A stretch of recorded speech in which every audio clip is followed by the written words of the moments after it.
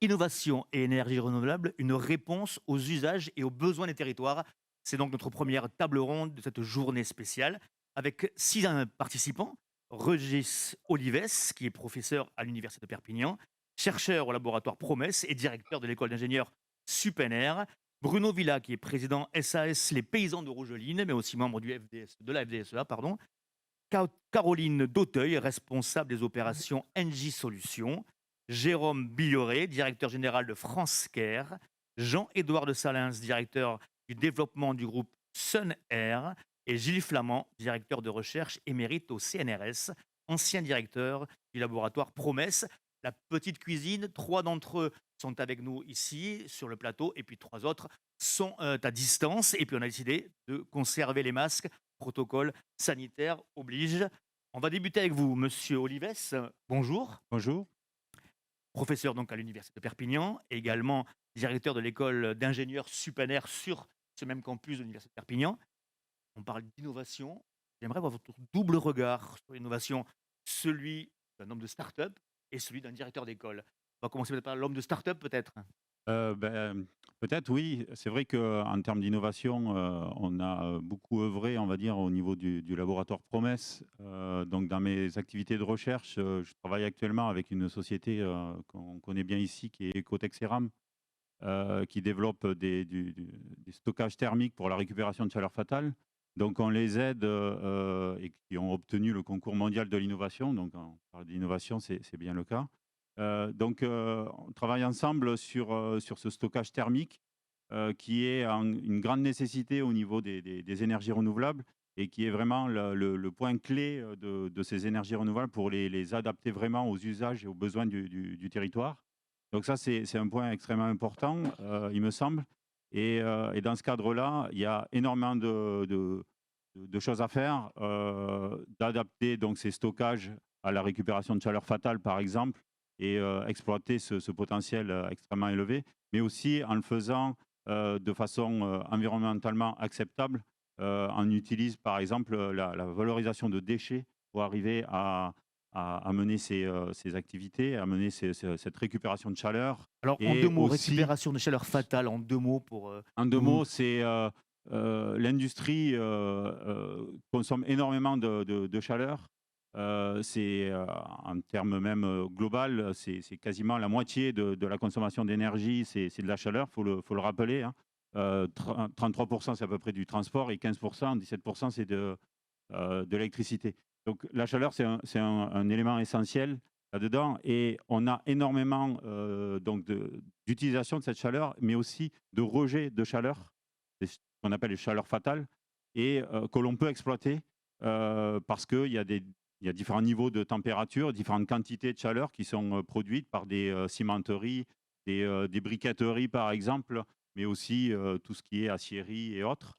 Et là, on a un potentiel énorme, mais ça nécessite de stocker cette chaleur pour pouvoir ensuite la restituer à un autre moment et par exemple produire soit, de la chaleur, soit de l'électricité, par exemple.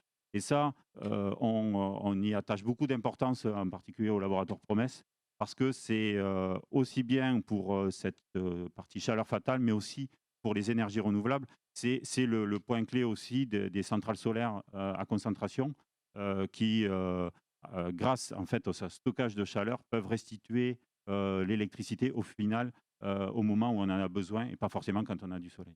Alors, Ecoceram Ecotech Ceram. Ecotech Ceram, sur quoi ils ont travaillé exactement et comment ils valorisent donc ces déchets, qui est aussi, hyper important pour nous? Alors, il y a plusieurs, aspects. Il y a l'aspect, stockage, donc là, on les aide à, dimensionner, à, adapter vraiment le stockage à la récupération de chaleur fatale et à l'industrie qui produit ces chaleurs et on le fait aussi, à travers, des matériaux qui ont, la particularité d'être issus de la valorisation de déchets, de l'inertage, par exemple, de l'amiante. Donc c'est pas du tout, toxique à la sortie, c'est viable, et écotoxique, en termes de toxicité et ça évite d'utiliser de la matière première vierge et donc on a des potentiels aussi énormes en termes, par exemple, de résidus d'aciérie, les laitiers de sidérurgie, les cendres volantes d'incinérateurs. On a un incinérateur ici à Cals qui produit une grande quantité de cendres que l'on peut réutiliser en tant que matériau de stockage. Et il y a donc ce côté-là, et qui est important pour vous, et puis il y a le côté directeur d'école, hein, puisque là, vous formez des ingénieurs. En quoi, justement, une école d'ingénieurs répond à l'obligation de répondre aux usages et aux besoins d'un territoire? Alors c'est même plus, j'allais dire, que le territoire, puisqu'on a des étudiants qui viennent d'un peu partout, on a même des étudiants internationaux, ils vont dans des entreprises qui ne sont pas uniquement dans le territoire aussi. C'est une petite partie de la réponse en termes de transition énergétique et environnementale. Et j'insisterai aussi sur le côté environnemental, parce qu'on ne forme pas uniquement des ingénieurs en termes énergétiques, mais aussi sur développer des systèmes qui sont respectueux de l'environnement, aussi bien lors de la fabrication jusqu'à l'exploitation et voire même au recyclage de ces systèmes.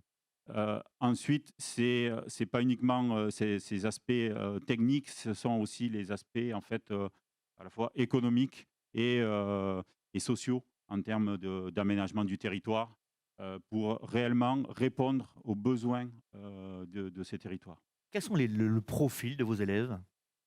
Ah, ce sont déjà des profils très passionnés, j'allais dire, vous savez, on a à peu près en post-bac 4000 candidatures pour 25 places. On est partenaire Donc du il groupe y a un vrai INSA. mouvement, il y a une vraie envie, il y a un vrai désir de ces métiers-là. Oui, parce que les étudiants maintenant choisissent leur formation parce qu'elles ont du sens. Et cette formation, en fait, elle propose en fait tout un cursus qui porte sens. C'est frustrant d'avoir 4000 demandes et uniquement 25 places. Oui, je me fais presque insulter par les parents qui disent: «Mais comment ça se fait que vous n'êtes qu'à 25 étudiants?» Je pense que comme c'est une bonne idée, d'autres vont devoir s'y mettre. On s'y met par ailleurs, mais encore tout doucement. On est énormément sollicité pour accompagner aussi d'autres écoles, d'autres organismes à monter des formations de ce type. Et justement, quels sont les enseignements ou les formations qui répondent à ce besoin justement de d'être présent, proche des usagers, proche des territoires? Quels sont les enseignements spécifiques que vous proposez? On a des enseignements donc purement techniques et scientifiques, j'allais dire, mais aussi des enseignements en termes d'aménagement de territoire, en termes de développement de projets. Et on travaille beaucoup avec les collectivités.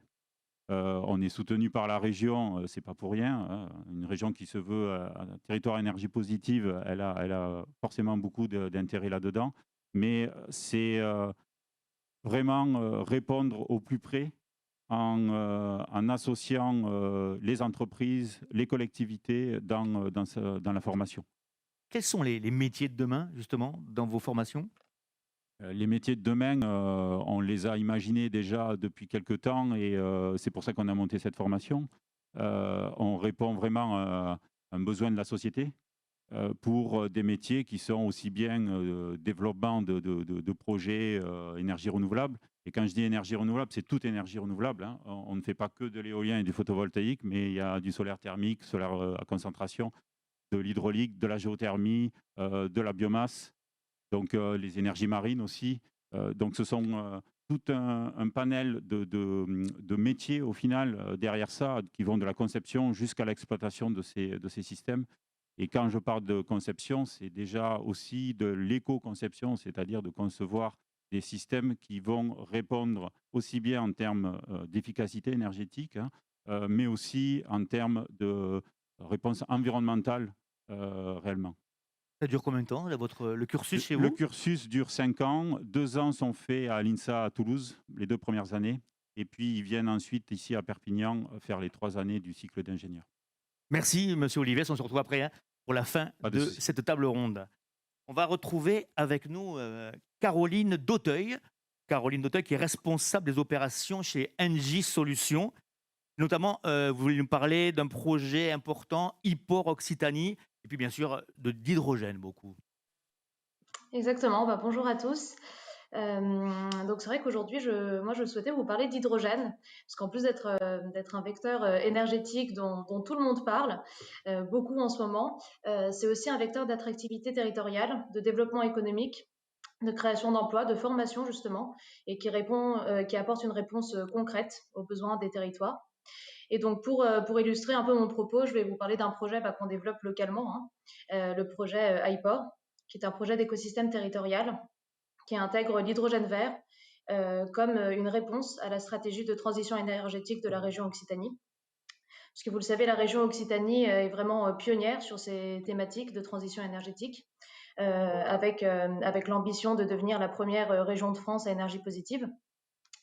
Et donc, l'hydrogène, finalement, peut apporter une réponse à deux secteurs qui sont particulièrement émetteurs de gaz à effet de serre, que sont d'abord le transport, qui représente en France 30% d'émissions de gaz à effet de serre, un marché assez gigantesque, hein, de 40 millions de véhicules roulants, 500 TWh d'énergie consommée.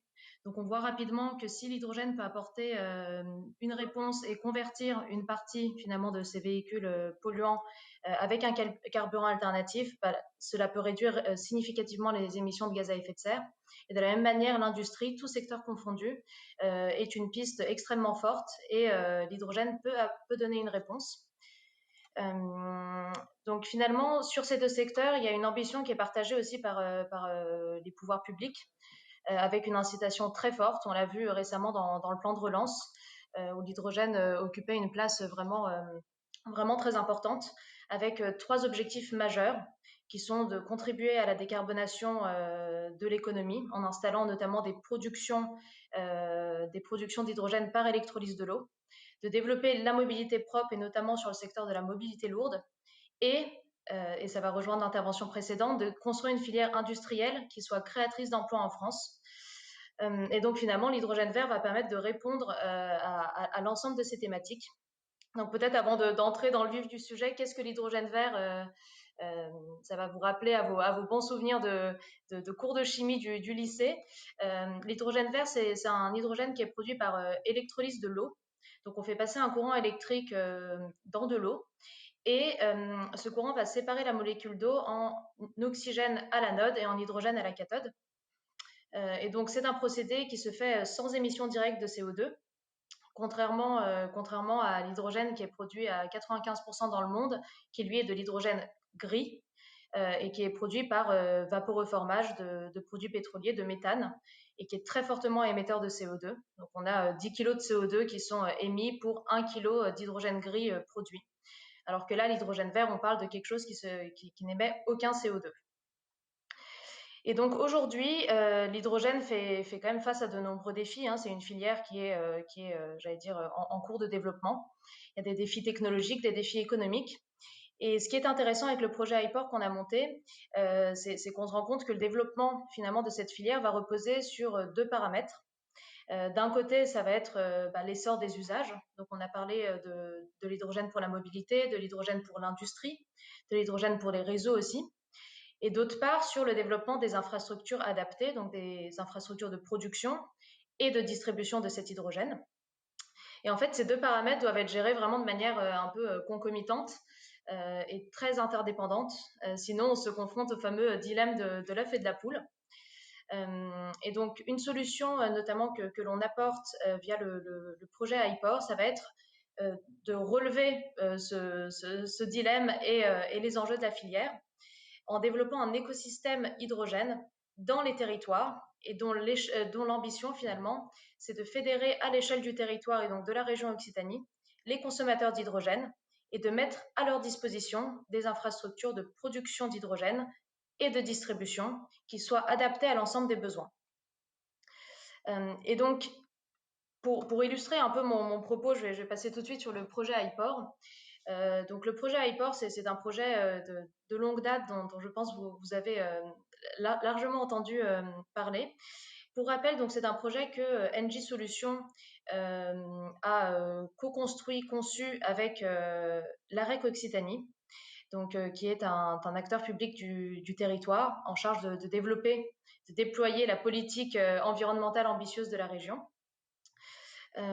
Et donc l'objectif du projet iPort, c'est vraiment de créer un écosystème territorial pour massifier les usages de mobilité hydrogène, les usages industriels, de créer un maillage territorial d'infrastructures et des solutions réplicables et économiquement viables sur le territoire.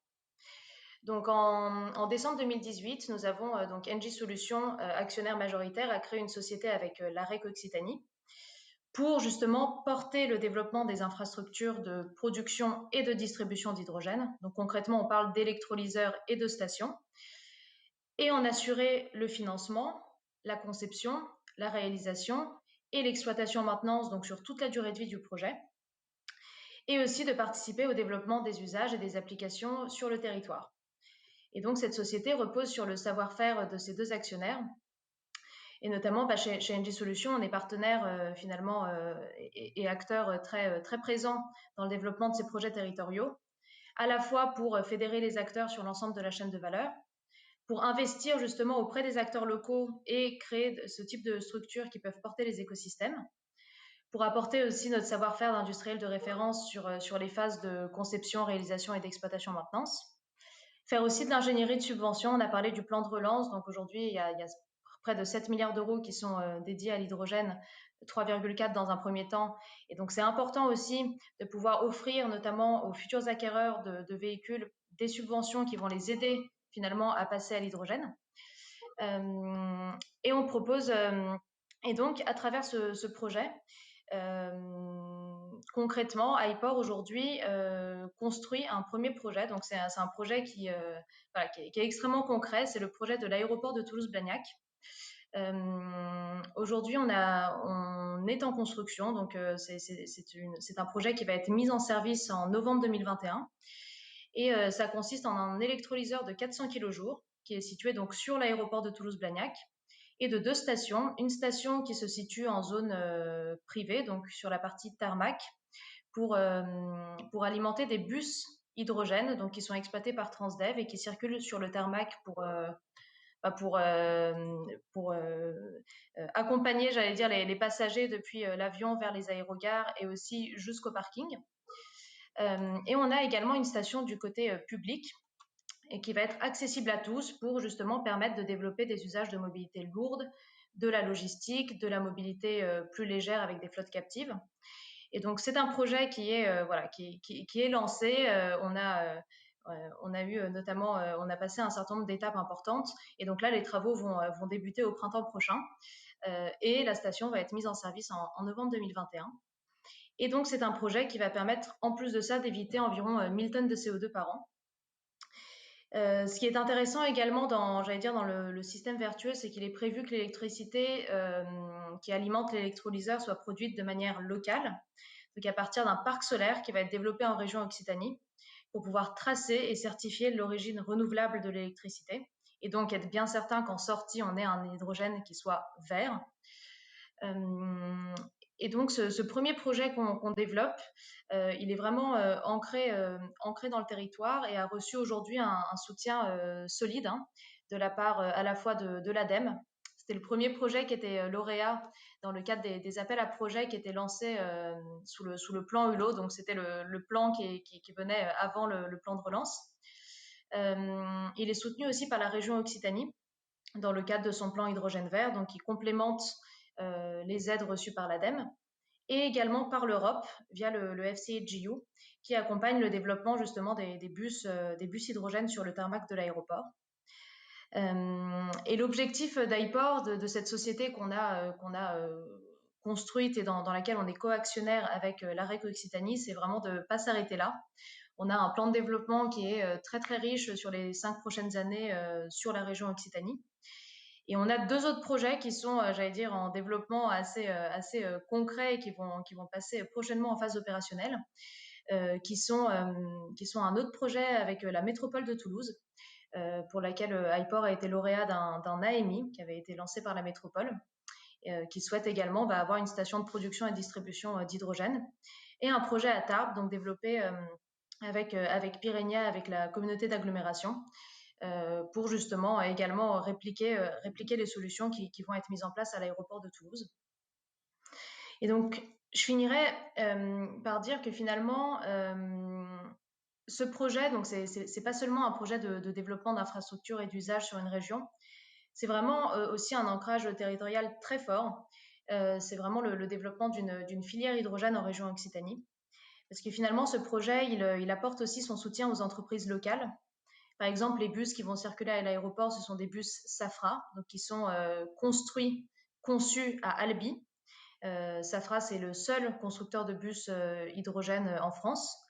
On travaille également avec Safran, qui travaille sur des groupes auxiliaires de puissance embarqués à bord des avions lorsque l'avion circule au sol sur l'aéroport de Toulouse. On travaille aussi avec Alstom à Tarbes, donc qui développe les trains hydrogène. Et donc, ce type de projet, ça permet de créer à la fois des filières locales d'excellence, de faire naître aussi des vocations, des nouveaux métiers. On parlait tout à l'heure de formation, de création de filières. Et ben aujourd'hui, c'est quelque chose de concret parce que par le biais de ce type de projet, et ben on fait naître justement des nouveaux métiers, des nouveaux besoins, de la formation, et on renforce aussi l'attractivité des territoires avec notamment l'amélioration de la qualité de l'air. Donc j'espère que dans les cursus, les sujets hydrogène prendront aussi voilà, toute leur place. Euh, donc voilà, donc ce que je pourrais vous dire sur le projet iPort, qui est un projet assez passionnant, très ancré dans les territoires et dont je vous invite vivement à suivre l'actualité dans les prochains mois parce il va se passer beaucoup de choses et notamment en fin d'année une première station à l'aéroport de Toulouse. C'est très bien teasé, hein. On ne manquera pas de suivre ce projet iPort. Merci beaucoup, Caroline Dauteuil. Je voudrais passer à vous, Gilles Flamand. Vous êtes directeur de recherche émérite au CNRS, ancien d'ailleurs directeur du laboratoire Promesse, et parler, alors après l'hydrogène, de la chaleur solaire industrielle, qui est aussi un sujet, une innovation importante pour nos territoires.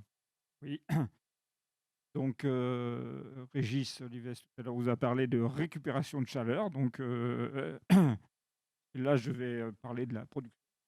Alors évidemment, je C'est reprendrai important aussi. absolument. Et donc l'idée, je vais reprendre les chiffres donnés par Régis, hein, effectivement, 50 à peu près de l'énergie consommée dans le monde, c'est de la chaleur. Donc on parle beaucoup d'électricité, mais on oublie beaucoup la chaleur. Donc je pense que c'est je dirais, un domaine dans lequel on a beaucoup de choses à faire en termes d'énergie renouvelable, hein, pour produire cette chaleur. Alors, ce qu'il faut bien comprendre, c'est que l'industrie, en fait, elle consomme plus de chaleur que d'électricité. C'est à peu près 70 de chaleur en termes de consommation d'énergie globalement, hein. Et donc, c'est très intéressant de regarder comment on peut produire cette chaleur pour l'industrie. Alors, il faut bien comprendre, c'est que la Parce qu'on production... parle plutôt de solaire, nous, souvent, c'est les maisons, les Absolument. habitations, Dès mais qu'on- très rarement Voilà. d'industrie, hein. Et dès qu'on parle de chaleur, d'énergie solaire, on pense photovoltaïque, hein. Donc, bon. Et ça, je pense qu'il faut commencer à dire qu'il n'y a pas que ça. Voilà. Donc, Mais pas que. il n'y a pas que, voilà. Il faut donc réfléchir aussi à d'autres types de développement sur la chaleur industrielle. Alors, la chaleur industrielle, il faut bien comprendre qu'il y a quand même plusieurs domaines, hein, évidemment. Il y a la chaleur basse température, bon, qu'on est au-dessous de 100 degrés, on va dire, hein, que produit par des capteurs plans classiques, hein. Et puis, il y a une chaleur qui est entre 100 et 400 degrés, et une chaleur moyenne température. Alors là, le gisement, c'est plutôt l'industrie agroalimentaire, l'industrie papetière, etc., hein. Donc, avec des températures entre 150 et 200 degrés, la plupart du temps. Et puis ensuite, il y a la chaleur haute température. Là, c'est plutôt l'industrie, je dirais, chimique, métallurgique, minérale. Bon. Alors, donc, on essaye de regarder un petit peu toutes ces applications. Et donc, si on regarde pour le territoire, on va dire, hein, effectivement, la chaleur pour l'agroalimentaire peut être une zone extrêmement intéressante, un type d'application très intéressant. Donc, si on regarde l'agroalimentaire, ça va être quoi? Ça va être effectivement faire de la distillation, ça va être faire du séchage, etc., avec de la vapeur à des températures en dessous de 200 degrés. Et là, il y a des technologies qui existent, mais il y a aussi encore des technologies à inventer. Donc, il se trouve que aujourd'hui, on commence à travailler sur de nouveaux concepts de production de chaleur moyenne température, très très bon marché, qui permettrait d'offrir des solutions technologiques à ce domaine d'application. Par exemple? Alors, par exemple, alors je peux pas en dire beaucoup Non. parce qu'en fait, Ou c'est sur ceux justement qui comme c'est existent de déjà, en tout cas, l'innovation, oui. il peut y En avoir tout cas, des sur ceux qui existent déjà, en tout cas. Oui, alors Voilà. je vais donner l'idée générale, hein. Les Pas d'espionnage industriel aujourd'hui. voilà, pour produire de la chaleur autour de 200 degrés, il faut quand même des concentrateurs, mais qui ne sont pas des concentrateurs extrêmement performants, hein, donc c'est relativement simple à mettre en œuvre. Et donc, ces concentrateurs, bon, c'est en général des miroirs, mais il y a un absorbeur. Donc, en fait, on dirige la chaleur, on va diriger les rayons solaires vers ce qu'on appelle un absorbeur qui va donc permettre de chauffer un fluide à moyenne température. Aujourd'hui, les absorbeurs que l'on connaît, ce sont des tubes revêtus avec un revêtement qui permet d'absorber mieux le rayonnement solaire. Et puis, il y a encore une protection autour de ce tube, qui est un tube en verre, et qui va permettre de réduire les pertes, etc. Bon. Notre idée, c'est de dire, eh bien, on va remplacer ce tube qui absorbe la chaleur en surface par quelque chose qui va absorber la chaleur dans le volume. Donc, ça va être beaucoup plus efficace parce que l'énergie va rentrer à l'intérieur et on va capter vraiment toute cette énergie. Et donc, on va avoir des choses très simples à mettre en œuvre. Bon, voilà. Donc, c'est ça l'idée qu'on essaye de développer aujourd'hui, avec justement une start-up, mais de la région d'à côté, hein, donc la région Aquitaine. Mais bon, si on arrive à mettre ça en place, ce sera peut-être une start-up de la région Occitanie qui pourra prendre cette affaire et la monter un peu plus à un degré de maturité un peu plus grand. Alors, Vous le disiez, pardon de vous oui, couper, il y a aussi des enjeux financiers, hein. Toutes les industries n'ont pas les moyens absolument, des grosses industries. Et c'est hyper important, j'imagine, dans vos recherches à vous aussi, tout de à trouver fait. une solution qui soit raisonnable financièrement. Absolument, vous avez parfaitement raison. L'idée, c'est pas de produire de la chaleur qui a un coût qui est 3 fois plus cher que la chaleur qu'on va produire en brûlant du gaz, hein. Et donc, on veut atteindre des niveaux de coûts qui soient comparables avec l'énergie gaz, par exemple. Donc, on vise des coûts autour de 1 centime d'euro ou entre 1 à 1,5 centime d'euro par kilowattheure thermique, hein, ça c'est pas du kilowattheure électrique. Et bon, c'est faisable. Bon, c'est faisable. Donc c'est effectivement, quand on réfléchit à ce genre de solution, il faut aussi penser coût. On ne fait pas que de la belle science. Il faut aussi que cette belle science elle ait un impact financier intéressant.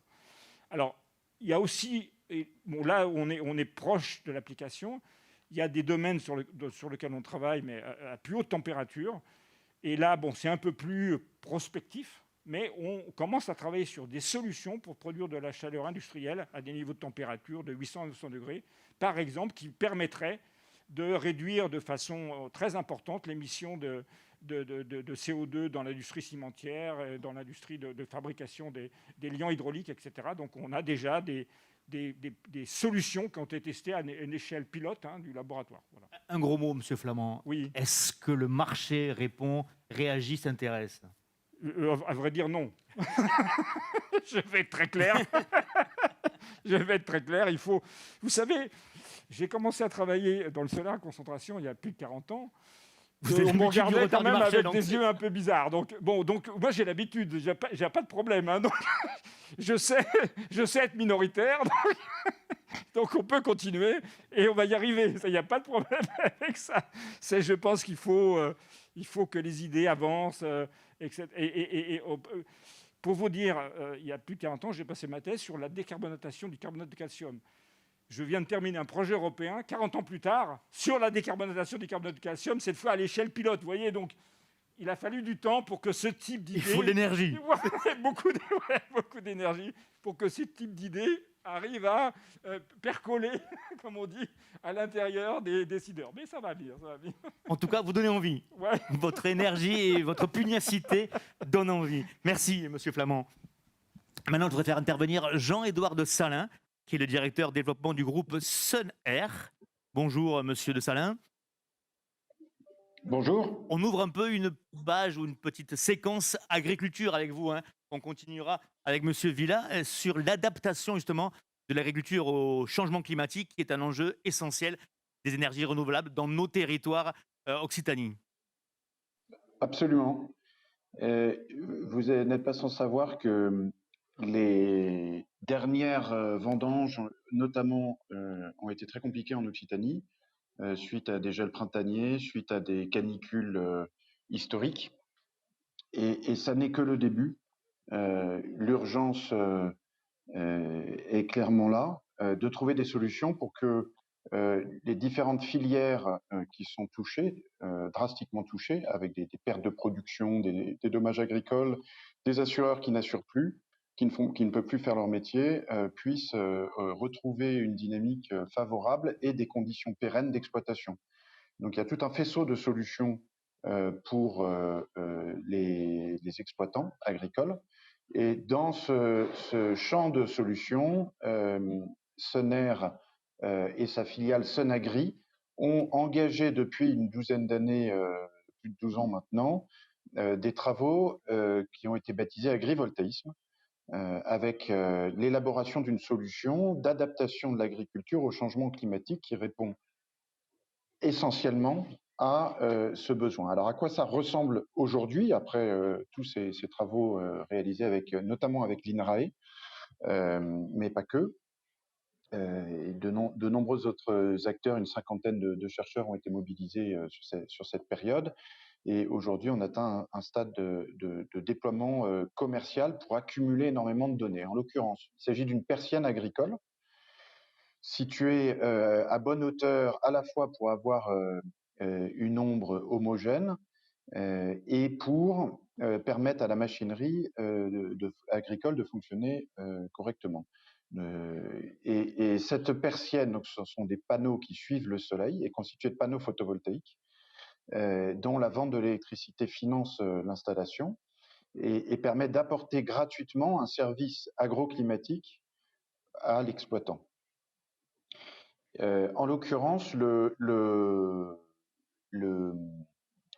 donc le service apporté en phase d'exploitation, une fois le projet développé et construit, est un service de pilotage des panneaux. Donc en temps réel, le Sonagri va envoyer des consignes d'angle pour tantôt laisser passer la lumière parce que la plante a besoin, à certains stades phénologiques particulièrement, d'un maximum de lumière, et tantôt au contraire apporter l'ombre pour le bien-être des plantes. Alors les bénéfices sont quantifiés au travers de démonstrateurs et sont tout à fait exceptionnels, quand bien même on a encore, pour atteindre ce paradigme, hein, ça fait des millénaires que les agriculteurs cherchent à maîtriser quelque part le microclimat, et donc il y en a encore pour quelques décennies à maîtriser toutes les subtilités dans l'élaboration des algorithmes et de tout le savoir-faire qui va autour de ces infrastructures.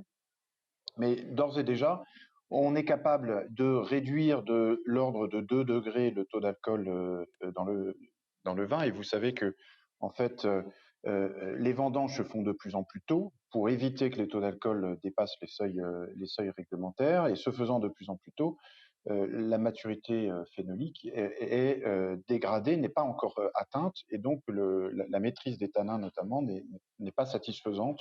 Et c'est une des raisons, et c'est pas la seule, pour lesquelles donc les productions en Occitanie et dans d'autres régions affectées par ces changements climatiques sont de plus en plus fortes. Hein.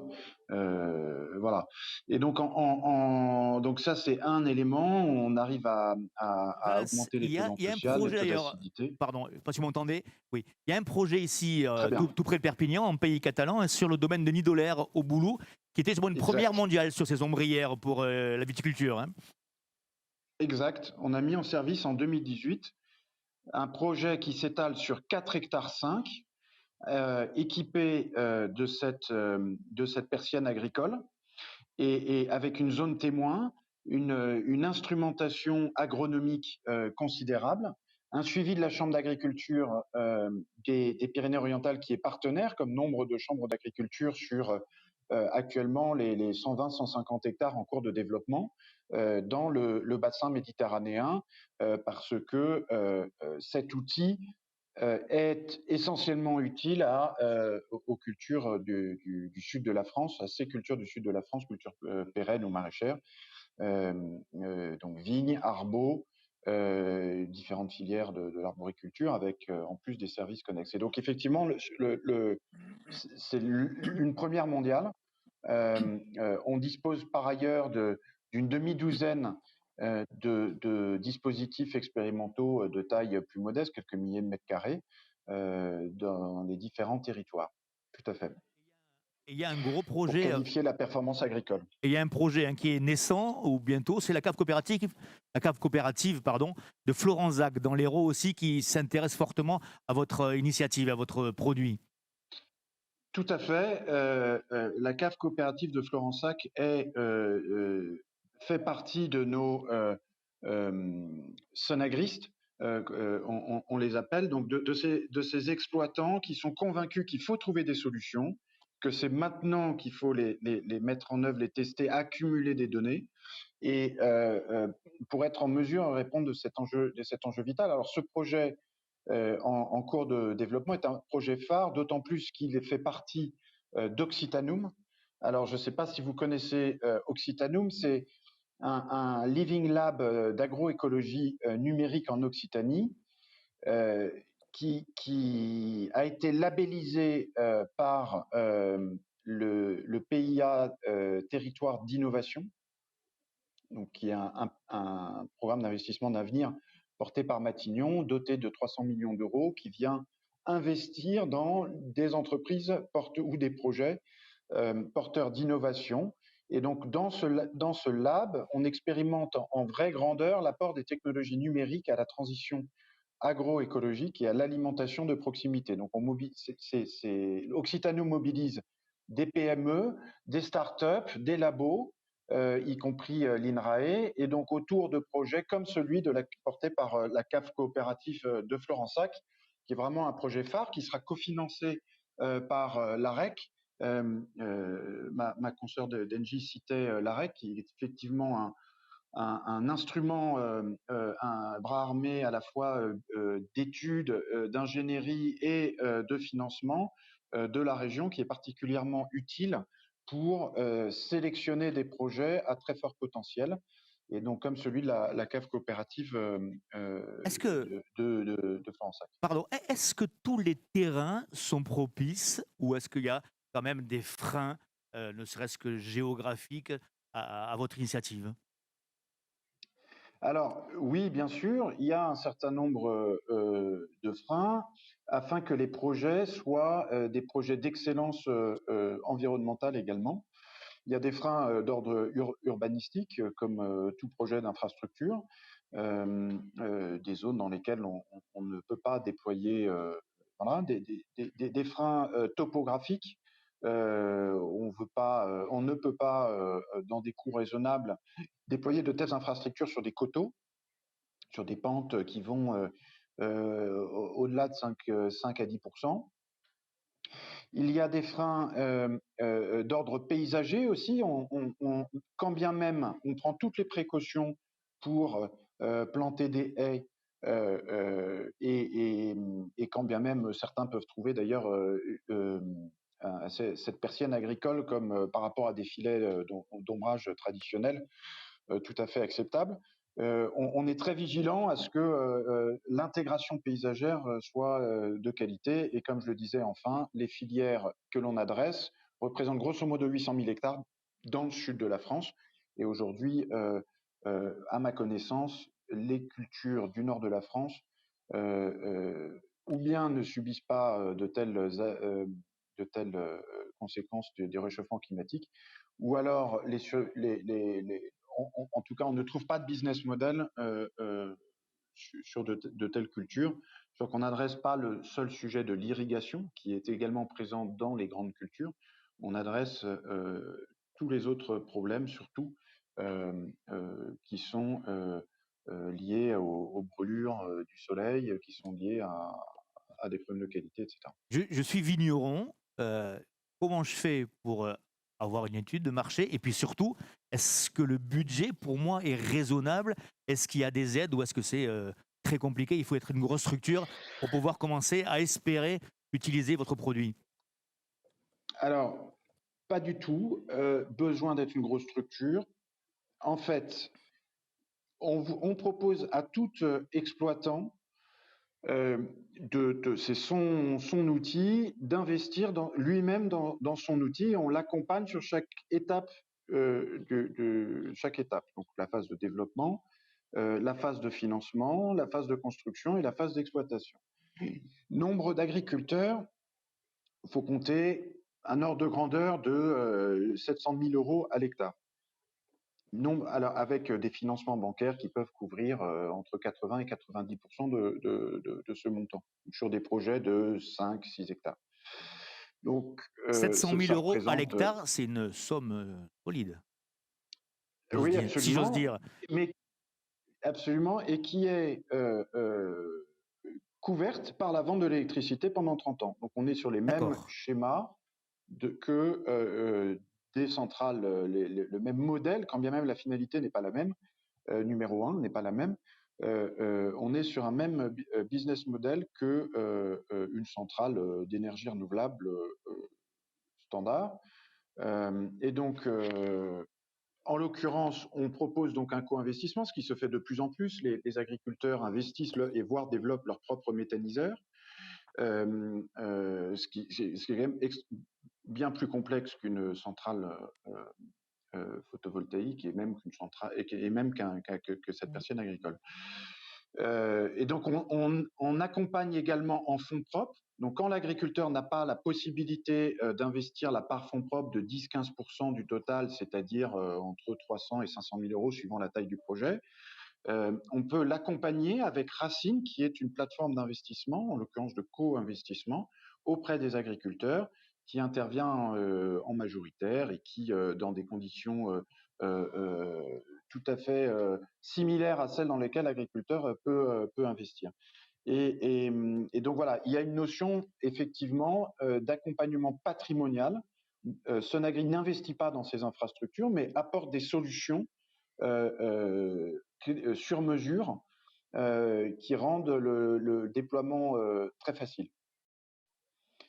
Merci beaucoup, Monsieur de Salins. On se retrouve après et pour le débat. Je rappelle à tous nos auditeurs et tous ceux qui nous regardent sur la page Facebook de l'Indépendant et sur l'indépendant.fr qu'ils peuvent bien sûr poser des questions et on en débattra à la fin de cette table ronde.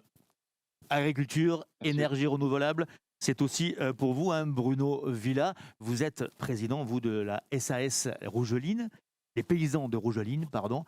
Justement, là, il y a un enjeu colossal pour l'agriculture sur ces énergies renouvelables et pour les rendre, j'allais dire, pour vous, consommables. Alors, déjà, je vous remercie pour votre invitation. Effectivement, moi, je suis maraîcher arboriculteur dans les Pyrénées-Orientales et président d'un groupe qui s'appelle les Paysans de Rougeline, qui regroupe 230 producteurs dans tout le sud de la France, sur les régions Nouvelle-Aquitaine, Occitanie et PACA. Notre spécialité sont les productions maraîchères sous serre, essentiellement tomates, concombres et fraises. Donc, mon premier volet de l'intervention va concerner le volet énergie, chauffage, qu'une partie de nos installations, Vos fortes consommations en voilà, vous régulièrement. sont des serres qui sont chauffées. Donc, depuis 10 ans, au sein des paysans de Rougeline, nous avons développé ce qu'on appelle les éco-serres. Ce sont des serres, en fait, qui s'inscrivent dans une démarche de développement durable et dans lesquelles on essaye en permanence de diminuer et d'améliorer notre impact environnemental. Évidemment, il y a tout un tas de critères liés à la protection des cultures, à la réduction des intrants, à l'optimisation des intrants et l'efficience de nos productions, au fait de n'avoir aucun rejet et de recycler l'ensemble des produits, on va dire, comme l'eau que nous utilisons dans nos serres. Mais sur le volet énergie, on a réfléchi justement à trouver des solutions alternatives pour chauffer nos serres et développer de nouveaux projets. Donc, on a deux aspects, c'est-à-dire les serres existantes qu'on ne peut pas déplacer, dans lesquelles on a travaillé énormément sur les installations de centrales de cogénération, donc production d'énergie électrique, récupération de CO2 des fumées pour améliorer la photosynthèse des plantes et récupération de chaleur pour chauffer les serres. À cela, on a rajouté des installations de chaudières biomasse. Et sur les nouveaux projets, on a travaillé sur la récupération d'énergie fatale. Nos premiers projets datent d'il y a à peu près 12 ans, sur des sites industriels et également sur des incinérateurs dans lesquels on récupère l'énergie fatale, c'est-à-dire l'énergie qui est à peu près au-dessous, entre 55 et au-dessous. Donc vraiment de l'énergie qui n'est pas utilisé par les incinérateurs. Donc c'est des partenariats gagnant-gagnant qu'on a réalisés avec les collectivités locales, puisque le fait de mettre une installation de serre qui récupère cette énergie fatale améliore la performance énergétique de l'installation de l'incinérateur et réduit les taxes par la collectivité de TGAP qui sont liées aux activités qui peuvent être polluantes. Donc quelque part, ça a un impact à la fois sur nos productions qui nous permettent d'avoir accès à de l'énergie de récupération qui est évidemment compétitive et d'améliorer la performance énergétique des installations qui ne valorisaient pas cette chaleur. À côté de ça, on réalise cette année une expérimentation grandeur nature sur du solaire thermique pour justement travailler sur le chauffage de nos installations, donc sur une exploitation des Pyrénées-Orientales. Et depuis peu, donc là je vais faire ma transition sur la partie électrique et photovoltaïque, on a aussi développé pour produire de façon autonome une partie de nos besoins en électricité de nos installations, des centrales solaires en autoconsommation où on arrive à couvrir 30 à 40%, puisque bon, évidemment, on a besoin d'électricité 24 heures sur 24 et qu'avec le solaire, on ne produit pas pareil la nuit que le jour ou l'été que l'hiver. Et donc, à partir de là, on arrive à couvrir 30 à 40% de nos besoins en électricité sur nos exploitations. À côté de ça, on a aussi évidemment une réflexion liée au photovoltaïque. Alors là, je prendrai plus ma casquette de président de la Fédération des exploitations agricoles des Pyrénées-Orientales et ainsi que de la commission énergie renouvelable de la Fédération régionale dont je m'occupe également, sur laquelle évidemment on a des réflexions fortes liées au développement des énergies renouvelables. Pourquoi ? Parce que les territoires agricoles sont des gros contributeurs au développement des énergies renouvelables et à la production d'énergie renouvelable. Donc nous sommes territorialement les premiers concernés, avec parfois des impacts positifs et parfois des impacts que nous regrettons un peu. Je ne vais pas m'éterniser là-dessus, mais liés en partie à l'artificialisation des sols quand on parle J'allais vous en parler de justement après, centrales oui, tout à fait. solaires au sol.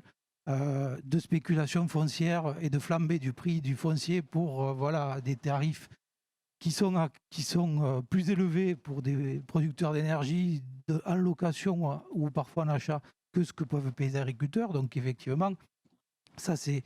Concrètement, vous craignez que cette artificialisation devienne galopante? Non, enfin, si vous voulez, il y a des enjeux qui sont des enjeux de développement de ces énergies et on comprend bien qu'effectivement, les territoires agricoles sont particulièrement concernés puisque, évidemment, l'enjeu est d'abord de privilégier les toitures des bâtiments, mais à un moment donné, on arrive à une certaine limite puisque il n'y a pas de surface suffisante pour développer, en tout cas, les objectifs que l'on s'est fixés au niveau national sur le développement des énergies renouvelables. Donc forcément, il faut qu'on prenne en compte les territoires qui existent. Donc à partir de là, et à l'exemple qui vient d'être cité juste avant moi, nous, effectivement, on fonde beaucoup d'espoir dans des modèles de production qui sont liés à des développements agrivoltaïques, c'est-à-dire des productions d'énergie concomitantes à la production agricole, c'est-à-dire qui permettent de réaliser à la fois de l'agriculture réelle et de la production d'énergie. Et donc, effectivement, le sujet de l'agrivoltaïque et des ombrières photovoltaïques, comme ça a été cité précédemment, sont un réel enjeu pour les agriculteurs. Pour des questions agronomiques qui peuvent améliorer les problématiques qui ont été citées, mais aussi pour des questions de complément de revenus.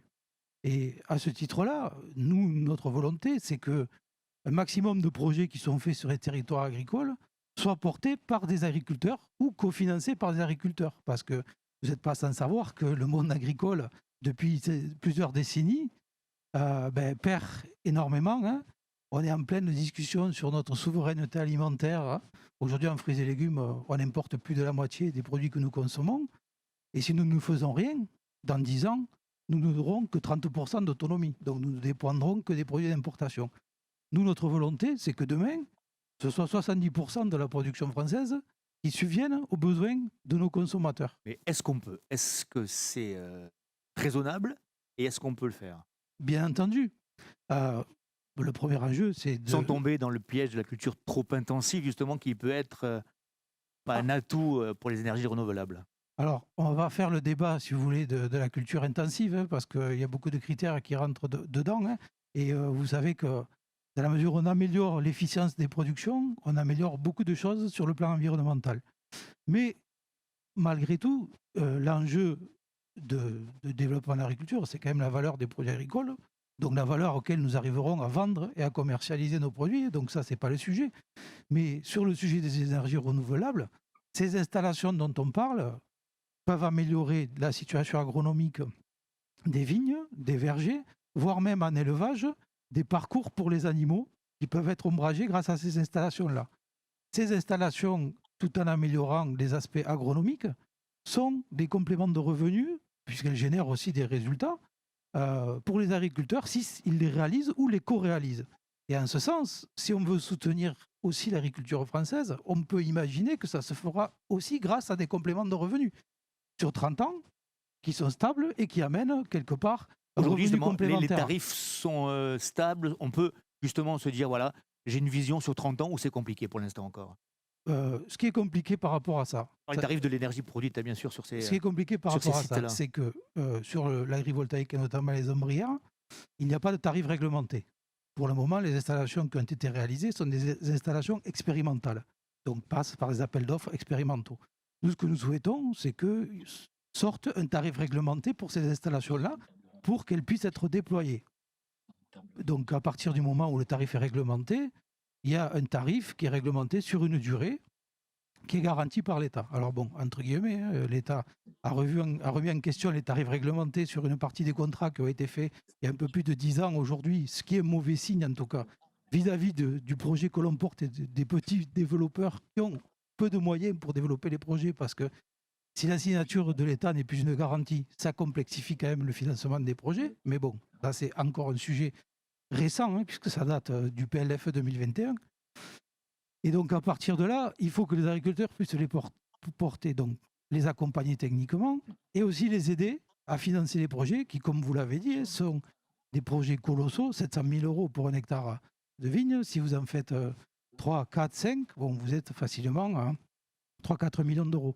Justement, pardon, c'est une question qu'on nous pose sur le web. Est-ce que justement, ces revenus sur ces systèmes d'ombrières commencent un peu à vraiment remplir les caisses ou pas du tout?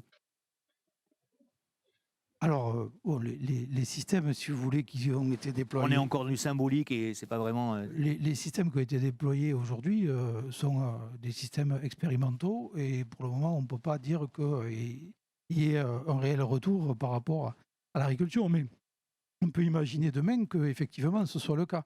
Et ça, c'est nécessaire parce que quand on est dans l'agriculture, on a l'impact des événements climatiques, du marché, de la conjoncture, hein. Vous savez qu'actuellement, tout le secteur viticole souffre énormément de la conjoncture sanitaire voilà, sur le marché et qui va probablement engendrer de gros dégâts au niveau des exploitations.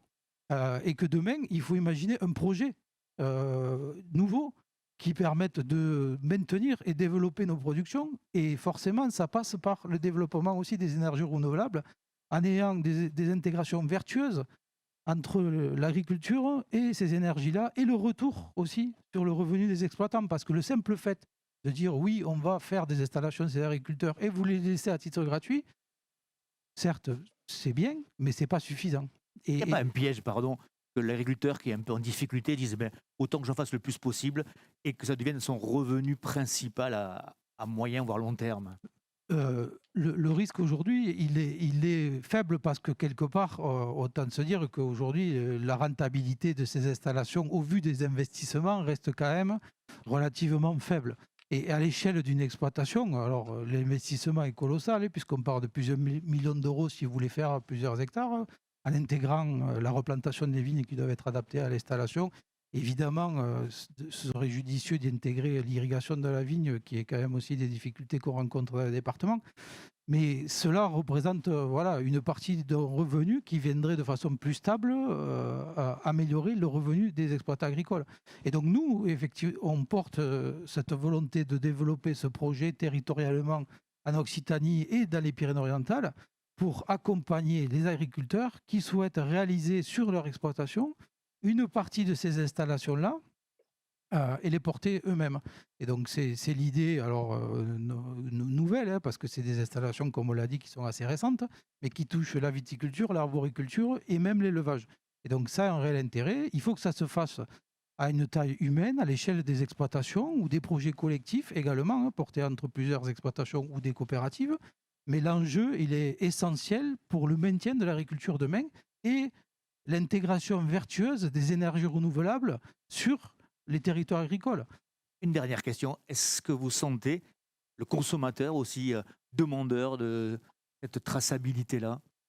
Celle qui est énergétique. On connaît la traçabilité du produit, mais une traçabilité énergétique pour vos produits. Quoi qu'il en soit, moi je le dis, je ne suis peut-être pas le mieux placé pour le dire, mais on a une des agricultures les plus vertueuses du monde. Même si malheureusement, elle est trop souvent critiquée injustement.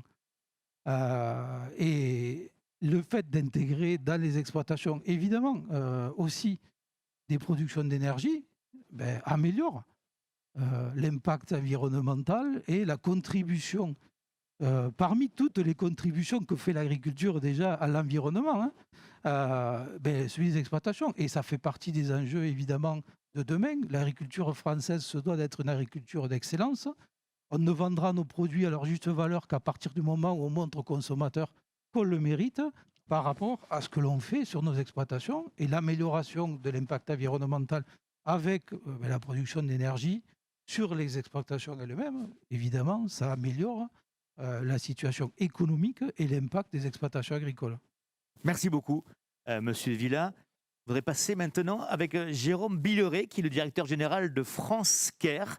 Avec vous, Monsieur Billeret, j'aimerais qu'on parle d'éolien offshore. C'est aussi, bien sûr, un des gros enjeux de l'énergie renouvelable, et notamment sur ce territoire, hein, entre Gruissan, le Cat et le Barcarès. On sait qu'il y a un gros enjeu par rapport à ça, et puis d'autant plus avec le port de Port-la-Nouvelle. Donc, est-ce que vous pouvez nous dire un petit peu où on en est de ce projet et comment on avance, s'il vous plaît? Oui, bonjour. Donc Jérôme Billeret, je suis effectivement le directeur de Care France plutôt que France Care, mais bon, c'est un détail. Excusez-moi. Care France est une des sociétés du groupe Care, hein, qui est actif dans les énergies renouvelables dans 16 pays aujourd'hui, très précisément. C'est 300 personnes, c'est 1 gigawatt en exploitation ou en cours de construction. C'est une longue histoire dans le renouvelable français, puisque avant le groupe Care, c'était Quadrant, c'était JMB Énergie, c'était Aerowatt. Enfin, on retrouve des noms célèbres du renouvelable français. Jean-Marc Boucher et moi-même sommes dans le secteur depuis 30 ou 40 ans, enfin plus 40 ans pour moi d'ailleurs.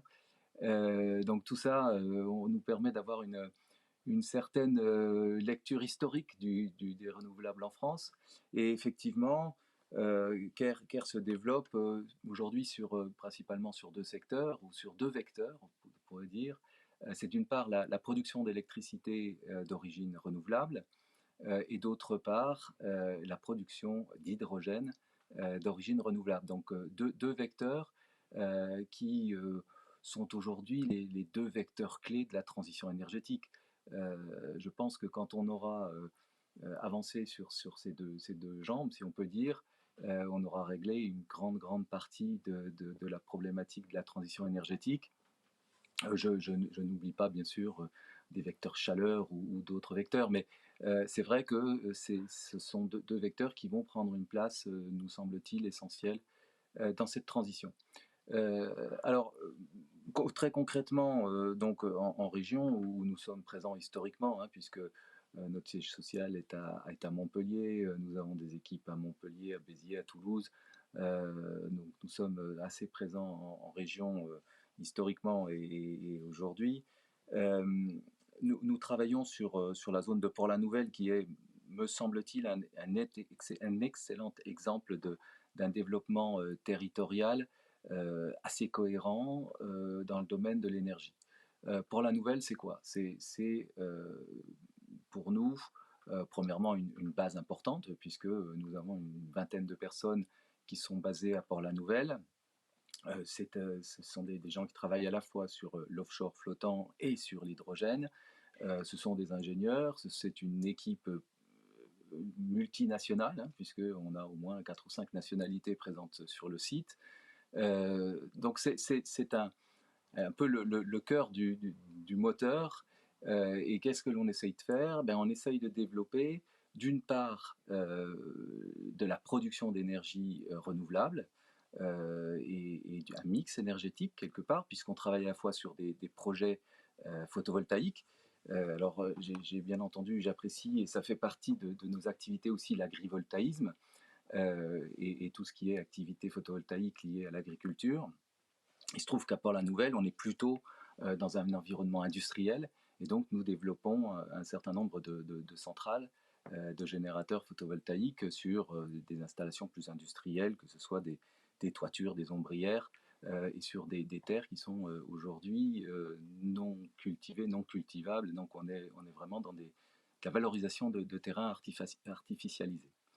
Donc on a cette production photovoltaïque, mais en parallèle, on a aussi la production d'énergie éolienne. Et là, on se tourne vers la mer et on est donc lauréat d'un des projets pilotes d'éolien flottant en France.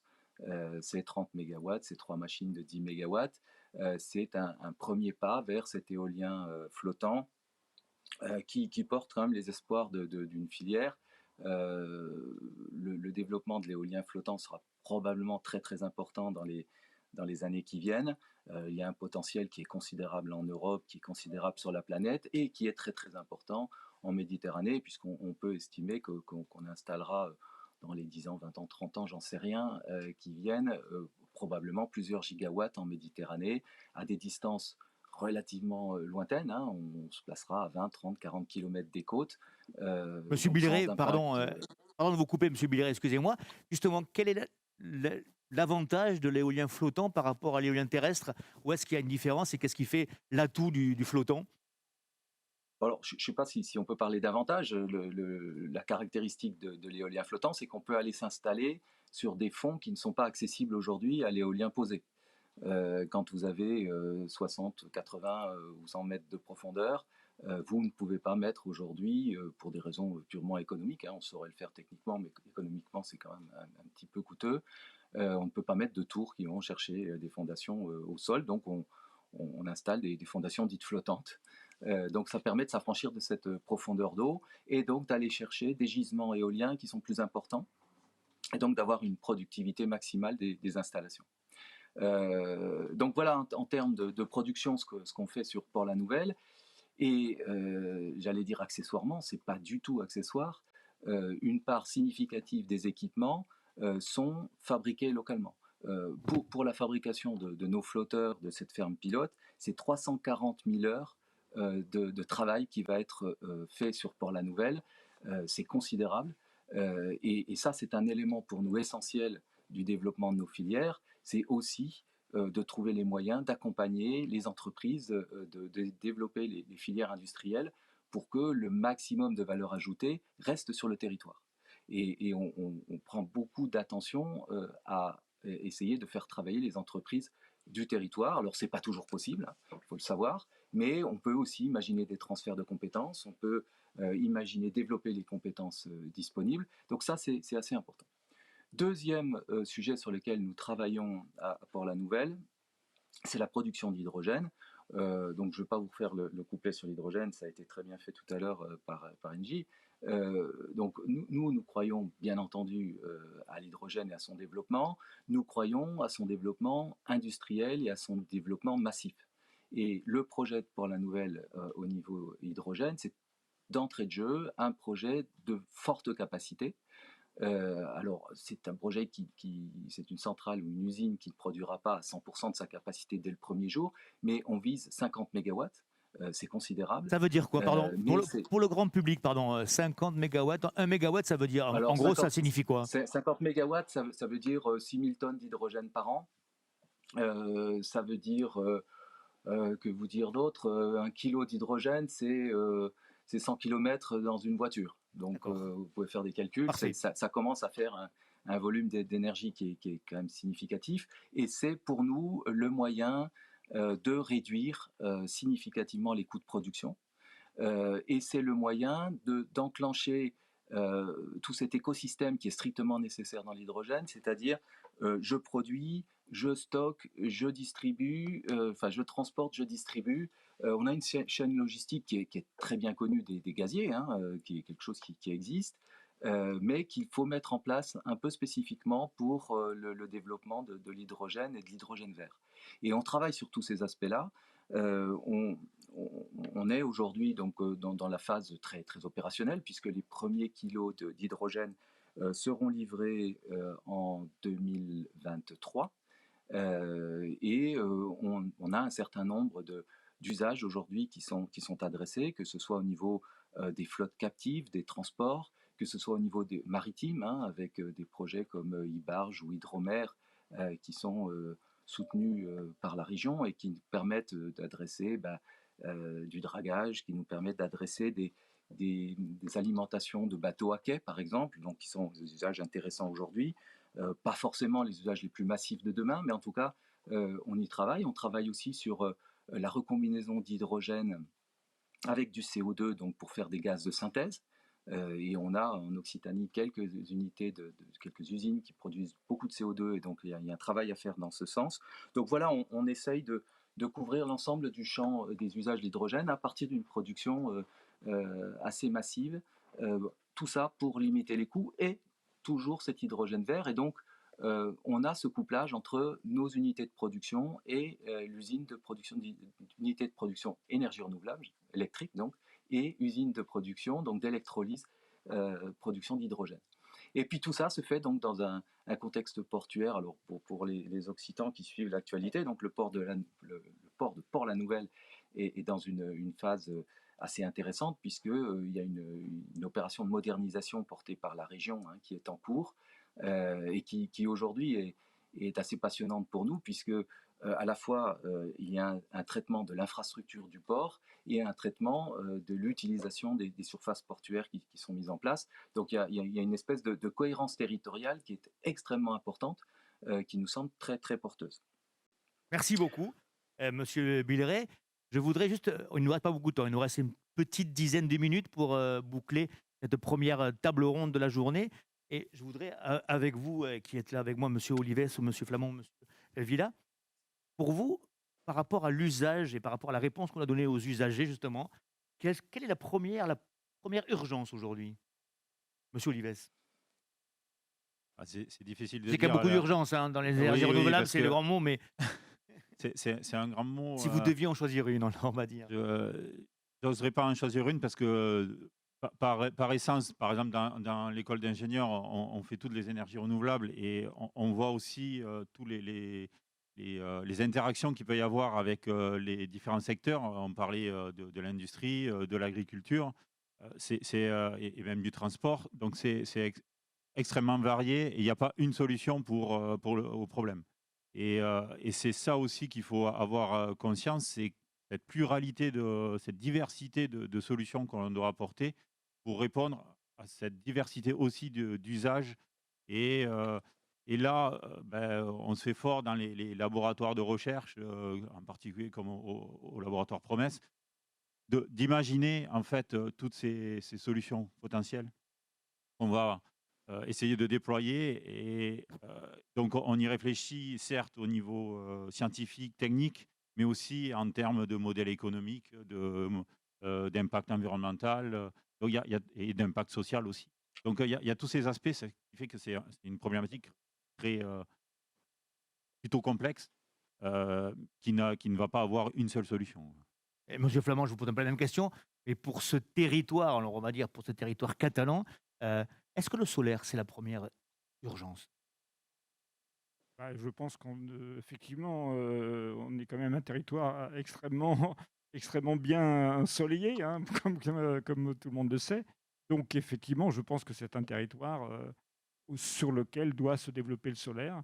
Je rappelle que c'est là où s'est développé le solaire en France et qu'on est reconnu mondialement pour ce développement. Mais évidemment, ça concerne l'ensemble du solaire, que ça soit thermique, photovoltaïque, etc., hein. Donc, je pense que c'est clair que pour moi, le solaire, c'est des priorités de développement pour ce territoire. Ça me paraît évident. Qu'est-ce qu'il lui faudrait là même comme coup de pouce pour accélérer justement?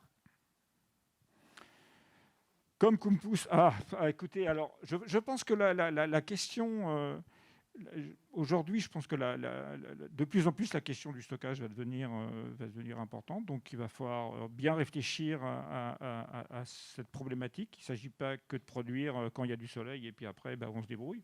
Hein. Et donc je pense que c'est une urgence de réflexion globale. Je ne crois pas définitivement à la solution unique. On a vécu ça pour le nucléaire. Je pense qu'il ne faut pas refaire la même erreur. Et donc, il faut réfléchir globalement. Hein. Donc, je ne reprendrai pas les idées d'Edgar Morin, mais je pense qu'effectivement, aujourd'hui, il faut réfléchir global. Il y a pire, comme il y a pire, oui, reprendre, exactement. Et donc, je pense qu'il faut vraiment qu'on se mette autour. Aujourd'hui, on a un peu tendance à chacun défendre sa boutique. Hein.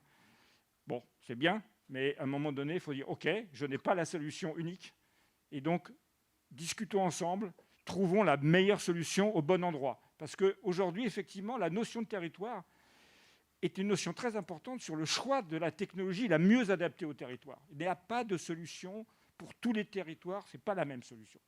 Et donc, je pense que ça, c'est vraiment une réflexion collective à mener, parce qu'effectivement, il y a des spécificités des territoires. Et donc, pour chaque territoire, la solution... Là, oui. Ça veut dire qu'il faut développer sur chaque territoire des recherches spécifiques? Non, pas des recherches spécifiques, mais adaptées. Je dirais, on a une panoplie de solutions. Et dans cette grande catégorie des solutions, on va choisir les meilleures qui vont être adaptées localement. Voilà, c'est bien sûr qu'on ne va pas faire des recherches à chaque... Aujourd'hui, on a quand même un certain nombre de possibilités de choix en termes de technologie. Et effectivement, après, il y aura des adaptations à faire. Mais on ne va pas inventer quelque chose de nouveau. On va les adapter aux conditions locales. Voilà. Monsieur Villa, pour vous, agriculteurs, cette urgence énergétique et en même temps cette urgence du territoire et des usages, c'est laquelle pour vous? Alors, c'est compliqué. C'est-à-dire l'urgence immédiate? Ouais. C'est quand même compliqué par les temps qui courent de parler d'urgence. Hein. D'autant plus quand on se rend compte depuis des mois de l'urgence qu'il y a de changer quand même énormément de choses.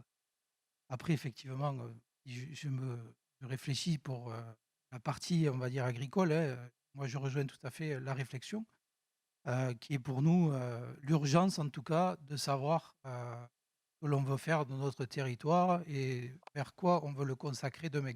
Effectivement, nous, on souffre de la concurrence de l'urbanisation, parfois du développement des énergies renouvelables aussi, et quelque part, on perd des territoires agricoles. Donc, la préservation de ces territoires, pour nous, est une urgence. La souveraineté alimentaire est une urgence. Et évidemment, comme on l'a dit, le fait d'avoir un complément lié au développement des énergies renouvelables sur l'agriculture est une nécessité demain. Donc, voilà, sur l'aspect énergie qui est la table ronde d'aujourd'hui, hein, même si, évidemment, des urgences, il y en a énormément. Ça me paraît évident que demain, il faut quand même définir cela de façon plus concrète et de façon générale. Hein. Enfin, moi, je trouve que dans la réflexion globale, il faut déjà qu'on soit fier de tout ce qu'on fait. Parce que globalement, je trouve que quelque part, on est plus une société aujourd'hui critique que positive dans les démarches, quoi. Et moi, dans l'intégration de la réflexion de l'écologie à tous les niveaux, y compris celui d'agriculture, je considère qu'aujourd'hui, on a plus besoin de faire une réflexion d'écologie positive que d'écologie punitive. Et des réglementations en permanence. Et quelque part, inciter les choses vertueuses demain, avec les enjeux économiques, c'est la réflexion essentielle que les gens doivent porter si on veut vraiment avancer dans le bon sens. S'autoflageller, ce n'est pas une solution et je considère qu'on le fait quand même beaucoup aujourd'hui. Merci, merci madame et messieurs, Régis Olives, Bruno Villers, Caroline Dauteuil, Jérôme Billeret, Jean-Édouard de Salins et Gilles Flamand d'avoir participé donc à cette première table ronde de la journée Innovation et énergie renouvelable. Une réponse qu'on espère avoir un petit peu donnée aux usages et aux besoins du territoire. On va se retrouver dans quelques minutes avec une séquence inspirante qui va être présentée par Estelle Devic.